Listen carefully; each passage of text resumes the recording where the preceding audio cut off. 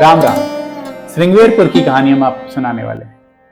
श्रृंगेरपुर मां गंगा के तट पर यह स्थित पवित्र स्थान ऋषियों की तपस्या का केंद्र रहा है।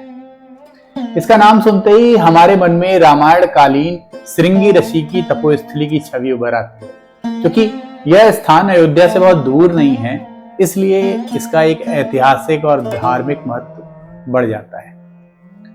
कहानी कुछ ऐसी है, जब दशरथ के कोई पुत्र नहीं हो रहा था, तब उनके गुरु ने श्रृंगी ऋषि के पास जाने का सुझाव दिया। ऋषि श्रृंगी ने पुत्रेष्टि यज्ञ कराया और इस यज्ञ के फलस्वरूप राजा दशरथ को प्रभु राम समेत 4 पुत्रों की प्राप्ति हुई। इस प्रकार श्रृंगी ऋषि के नाम पर यह स्थान श्रृंगेरपुर कहलाया। जब भी राम कथा सुनाई जाती है तो उसका श्री गणेश यहीं से ही होता है, क्योंकि यह स्थान राम जी के जन्म का कारण हुआ।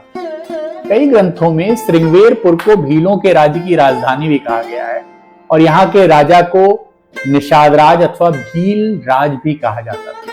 वे भील जाति के थे। उनका जंगल, जमीन और पानी तीनों पर अधिकार था। यहाँ के राजा निषादराज को भगवान राम के गुरुकुल के सहपाठी और मित्र भी थे। जब राम को वनवास हुआ तो वो अयोध्या पार करके श्रृंगेरपुर पहुंचे और यहाँ गंगा नदी को पार करने की समस्या थी, क्योंकि नदी में धार बहुत तेज थी।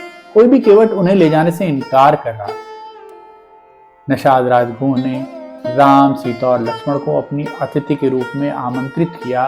राम जी ने कहा कि उन्होंने वनवास का व्रत लिया है, सो उनके भवन में नहीं रुक सकते। इसलिए निषाद राजगुह ने अपने शीशम के उपवन में रात्रि शयन के लिए आमंत्रित किया। उस स्थान को आज भी राम शयन आश्रम कहा जाता है और वहां मौजूद 5 शीशम के पेड़ों को क्षेत्र के लोग रामायण कालीन मानते हैं। कई पीढ़ियों ने उन 5 पेड़ों को आंधी तूफान में वैसे ही राम नाम की धुन पर करतल ध्वनि करते हुए। तुलसीदास जी ने रामचरितमानस में इस जगह का नाम यूं लिया है। सीता सचिव सहित 2 भाई, श्रृंगेरपुर पहुंचे जाई। उतरे राम देव सरि देखी, कीन ही दंडवत हर्ष विशेषी। निषाद राजगुह ने राम जी को गंगा पार करने के लिए अपनी सहायता की पेशकश करी। उन्होंने राम जी के पांव धोने की प्रार्थना की और जब राम जी ने इसे स्वीकार किया तो उन्होंने गंगा के पावन जल से उनके पांव धोए।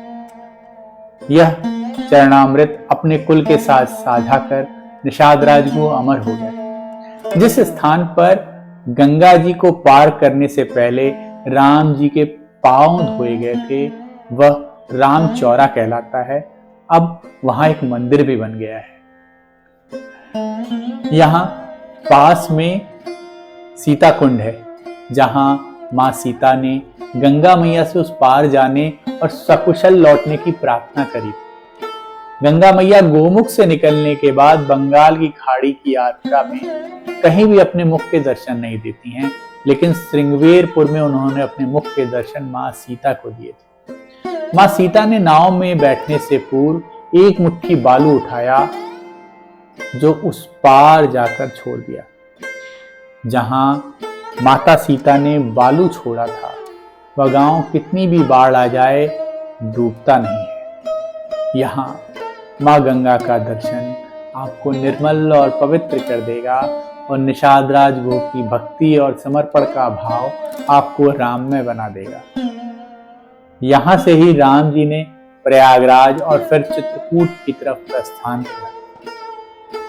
यह कहानी सुनने के बाद यहाँ का प्रत्येक कोना आपको पौराणिक इतिहास की गहराइयों में ले जाएगा और एक नई आध्यात्मिक ऊर्जा से भर देगा।